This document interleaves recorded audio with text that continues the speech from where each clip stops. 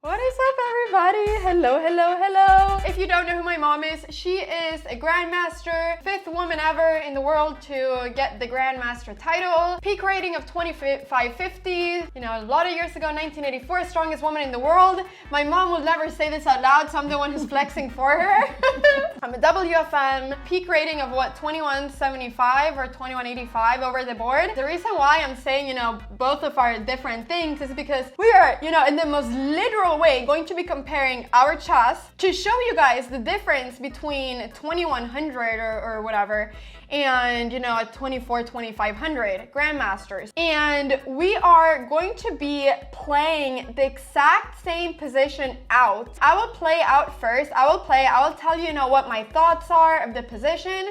I will play it out, and then my mother will play out the exact same position, and we will see sort of how it differs. All right, guys, so here we go. And like I said, it looks very equal. The only difference that I see is that this pawn in the center is a light squared pawn, and we have a light squared bishop. Our opponent has one too, which means that we are the ones attacking their pawn, and they're the ones defending it. So it feels like our bishop, or my bishop has the white pieces. We're gonna be both playing this with the white pieces. It feels like we have a better bishop. I kind of wanna try to defend this pawn, and my dream would be to be able to do something like king g2, rook h1, and be able to create a sort of threat over here. Maybe I want to try to take control of the open file. That is actually probably the first thing that I want to do.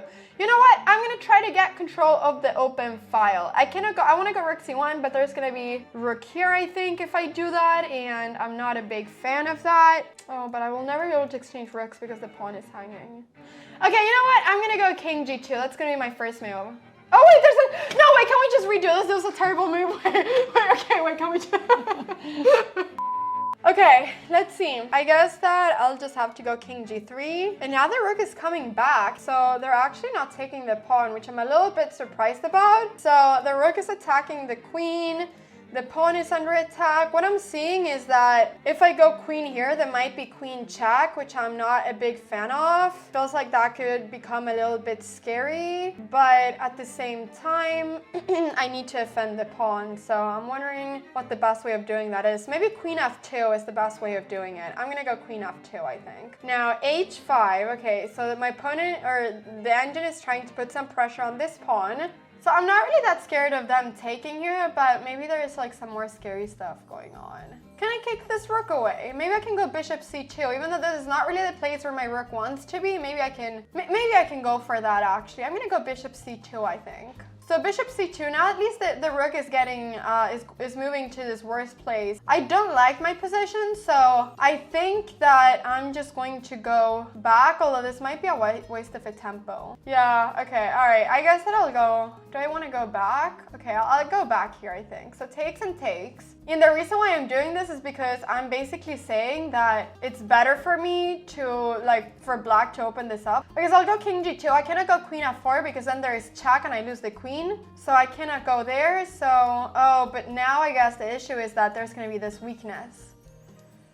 I see. So this is now the issue. Now this pawn is going to be a big weakness here. So, I mean, I could go queen f3, which is maybe what I have to do, but yeah, it might be. Okay, I'll go for this. So my idea was to bring the rook to the other side. So rook here maybe, just to... Yeah, maybe rook there is a good move, just to be able to go rook c2 or something. But now the queen is coming down to this side, and my rook is under attack. The pawn is under attack. Okay, let's see. Rook c2. I mean, where does the queen go, actually? Does the queen have any good place? Maybe the queen is going there.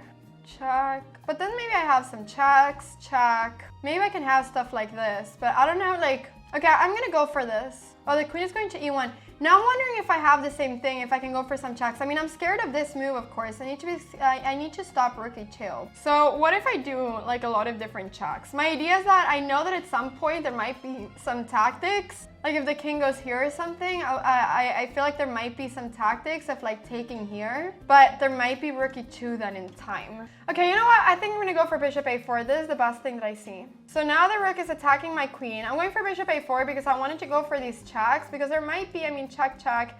The king escapes, and then there might be some stuff. I was thinking of just going queen f2. I feel like if I'm able to exchange rooks, I will not have a great position, but I felt like I wouldn't have a terrible one either. Okay, I'm gonna go queen f2, I think. Oh, so we're exchanging rooks. I get that like I'm gonna have a bad endgame because my g4 pawn and my d4 pawn are both weak. So I'll take with the king just to keep it, you know. Yeah, and now I think I need to go for the check. Oh, and now there's bishop. And what is the material? It's equal material. So what happens if I just exchange everything? We're gonna get into an endgame. Wait guys, I think I just saved it. But what I'm thinking about is that I need to try to exchange over here. So I'm gonna bring my king up. And my idea is to exchange over here so that I can maybe create a path for my king later on. So I'm gonna go king over here. And I'm gonna try to push. And, okay, now what? I guess I'll take. Okay. Wait, I wanna go here. Because otherwise the king will forever be able to go back and forth. So I'm gonna go here. And now there's b4, and now if I get, like, now if it becomes my, I think I'm winning now. So I will go here, and this feels like a bad move. Wait, I'm just winning. Wait, this is amazing. Wait, I'm just winning. I'm just winning on the spot. Oh, I forgot, this is an engine. This is obviously going to be going through the whole thing. Wait, this is, how did this happen? I'm just winning. And now I'll create another queen because I'm too lazy to checkmate with the queen. So, and I'll go for the standard. Okay guys, I won. All right guys, we beat the 2100 engine, woo! I feel like my game was not amazing though. I really do not feel like this game was amazing. But anyways guys, we won. So now it's your turn. So what do you think? Let's just say again everything you think about the position. Yeah, you know, I like we have an active bishop on b3, black has a pawn on d5, but the king is weak. And I don't know how to activate my pieces. So I guess I would like to maybe change rooks, and we're playing a rook and bishop end game. But would you rather play with white or black here? You know, I don't know. This is the problem. I don't know if I would prefer with white or black actually. Yeah, no, I said I don't like this position from the beginning because I want the pawn on f5, maybe to be on f2, yes, to defend the king. The king feels so weak. I will start with this move. What is the idea with rook d2? I want to defend the second line, so this is what I wanted to do. And now I wanted to kick you. You're kicking away the rook. So let's say if I repeat here, if I go here, he will repeat, you know, maybe Mom, no! I'm not allowed to repeat. No! So here. Beat this 2100 engine. So, okay, let's say I play like a move like this. Yeah, because now it can become more active. Here I'm a little bit. So. Mom is playing so quickly, wow. Here. b6, that was a very funny move. AKA terrible move. So can I play? Let's see, I go here. Oh, you want to go queen g3 to pin the rook? Yeah, this is my idea. Ooh! Mom just won a rook. So that was actually really nice. So we try to keep everything together here. That was actually really cool. Yeah, this was a big blunder by Black. But still, I mean, I think it's cool how my mom was able to create this. I mean, it's the exact same engine, right? Yeah. Should we just, Mom wins, okay? Rook up. Engine resigns, everybody. Oh, wow, the engine resigned, Mom. Congrats. Okay. You won the game. Awesome. Yeah, but let's go from the start position. Yes. Because I want to say what I was thinking about. Because I was very concerned about the open... the E line. Yeah. And that's why I wanted to put the rook on d2, so I am able to move the bishop on afterwards to move it. Because now the rook is defending the pawn. The rook is defending pawn, and the king will... And I want to put the king on g2. Normally, I always say when you have white square bishop, the king is better on a black square. But here, the king will safer on a white square because the pawn on d5. And because otherwise the queen, with the king on g1, this pawn is hanging. And somehow, my idea is to bring a piece to c5. This is what I wanted to do. Bring rook to c5 or queen to c5 and try to exchange there the queen. Because the queen is very, very annoying.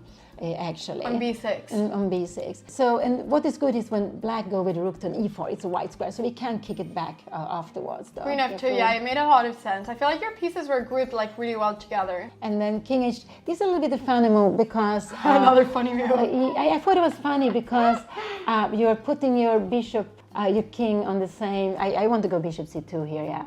is what I did also. To kick the rook away. Yeah, it was a little bit a waiting move for black, but I'm not sure if the king is better there than it was, because on g8 it's closer to the center if you will change some rook, or if you change the queens or something. So, yeah, the king is further away here now. Yeah, he's further away. And you never want to move the g-pawn now. Maybe you never wanted it, but anyway. Yeah. So it's here, and now we repeated once. He came back, or it came back, and then king g2. Yeah, because the king must be there anyway. It's because on g2 there's no way black can get in queen g3 because we are defending this square, and the rook is on. We have the queen and rook on this. Is on the second rank, so the king is very safe there also. Yeah. So what did he play here now? Now queen c7. Now we were kicking it away. Now I play queen e3, but I should have played queen g3 right away here. Queen g3. Yeah, queen g3. I should have played her right away. And now we see another reason why king a7 was not good, because maybe you could. I can show what happened afterwards. I played queen e3. I forgot about queen g3. There was some this waiting move. Now I went bishop d3. What was the idea of bishop d3? The idea was maybe I wanted to go rook c2 to activate it. Then afterwards I realized that my plan will be queen g3, rook d1, rook f1, and then I also need to move the bishop because the bishop was in the air. On c2. So it makes sense. You cannot, because someone was asking, why can you not go queen g3, rook f2 now? But the reason is because there is rook takes rook with check. So you cannot take the queen then because it's check. You need to take care of that first. So with the bishop on c2, I mean, you need to go rook d1, rook f1 so that if they take, it's not with check. And with the bishop on c2, the bishop is going to be taken by the queen with check. So it doesn't work. So black just put the pieces a little bit strange, because we can see there is no way the rook can defend the queen after queen g3. And that's what, now I play queen g3. And now, this is what I want to say. Now this king h7 makes things even worse, because you can't try h5, rook f1, h4, because I have time to take the check and I come back. Wait, rook f1, h5, I go rook d1, h4, and then I just take the check and I come back. Oh, you take with check, exactly, and then you come back. But if the king was in g8, you could have gone h4, and if I take, you can take a rook, maybe rook take d4. Then you would have been able to get down. But because I take the check, so the king was not better placed on h7, it was worse placed there. So a5, and this were just at random moves, and then you went for your plan, rook d1, and then rook f1, and you're just winning the rook. Yeah, now I just win the rook. Okay, the best black can do is the rook take f1, but okay, yeah. No, I even take on f7, yeah, everything is hanging, yeah. Okay, so I'm gonna show you guys what actually happened in the game. It was Magnus Carlsen with the white pieces, Hikaru Nakamura with the black pieces, and the game continued queen f2, I went king g2, mom went rook d2. The game continued queen f2, that was the move that Magnus did. Yeah, the reason is to go there directly. So after rook e4, he will go bishop c2 directly. So this was the maybe best prophylactic move, because he really wants to avoid, after rook e4, he wants to kick it away immediately, yes? So queen b4, and then king g2. Wait, the king came to g2, even though it was, in a different move order. Yeah, no, this is important to have, that you don't have any rook e1 check, and the king is so much safer on g2. So rook e4, rook d2. Oh, this actually became very similar to what you played. Yeah, okay, yeah, what we have. Now he goes back. What? Queen d6. Ah, queen d6, sorry, yeah. This is similar actually to what we were saying. No, he go rook. This is the maneuver. Rook, bishop d1, so nice. Oh, so, to put the bishop on f3. Yeah, this is the maneuver. This is what I forgot about. The bishop is going to d1 and f3. And there's another reason why the bishop is so good on f3. It's because, okay, you attack in d5 because we need the bishop to be active. I put it on d3, but it's not active there. But it also defends g4 if black had his plan at h5. So Magnus is keeping on control of everything with the bishop on f3. That is actually really cool. That's very, very cool. So he knew that he would kick the rook away, and when the rook is kicked away, he will be able to activate either the queen or the rook. Probably he will activate the rook on d2, rook c2, and maybe, King f8, bishop f3, rook e7, and rook e2. Yeah, he went it this way, because rook c2, he's not sure he will exchange it. So, and the king was coming to f8, because he wants to come closer to the center. Yeah, so rook takes e2, queen takes And bishop e8. Black is also trying to activate their bishop. Yeah, because white was maybe planning queen b5. So queen e3, bishop c6, a3. Yeah, a3 is a typical move, you know. We put the pawns on black squares. We have a white square bishop together with the black squares. We are keeping control more of everything. And then, of course, if there will be a queen exchange, it's just better for white to have the pawns on white square. All right, so let's see, queen e7, queen c3, Magnus did an exchange. Nah, because he knew that if he exchanges, this will not be enough to win. It's not enough to win this position because black has one weakness, d5, but white also had his pawn h3, g4, f5, and f5 will always stay there. So you cannot, so this will be a draw if you would have changed it. So he knew, so this is again so important to know what pieces to keep on the board and what pieces you need to exchange. That is very cool. So a6, black is putting their pawns on light squares though. Yeah, because he didn't see how he could play b6, because then he need queen d6 and b6. So why didn't he go queen d6 and b6? That seemed quite, queen d6, well, maybe he was just worried about queen a5. So then you will have to play a6 anyway. He could have played king f7 here. This is a little bit of just a waiting move. Yeah. And then just to see, and if white goes king f2 to have the king closer to the center, maybe you can go some queen d6, just try to start checking over here. But it doesn't happen so much. You go bishop, okay, bishop g2, queen f4. Yeah, it starts. So maybe just the waiting move instead of just to because you really want to go b6 maybe later on, just to put the pawns on black squares. I think that's better. Okay, so a6, b4, king e8, a4. So now there's the tactics. There is, if bishop take a4, we have... Can we not just take there? We can take there, absolutely. Maybe also we can start with queen c8, queen take b7, and then we take d5. It could also be that. So queen d7, a5. This is so nice how Magnus is playing this. Yeah, and now you've seen that, okay, the pawns are blocked on the queen side, but we see they're all on black square.